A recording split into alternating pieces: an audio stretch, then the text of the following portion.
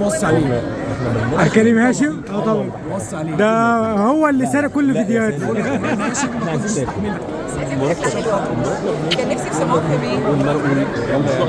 لا يا مامي، هيبقى رنجة. كل شويه يقولوا خبر انفصال سالي عبد السلام بس بقى بس كذبوا بس الخبر بس. مفيش خبر. انا بحب اقولها صريحه. ايوه ايوه ايوه ايوه. خلاص علشان عايزين نقول حاجة بقى عايزين نقول حاجة. يا وفاء يا جون قولي لإيمان يا وفاء حاجه. مع جون بيه. يلا يا وفاء مفيش كده، خليكي على جنب. وفاء قولي.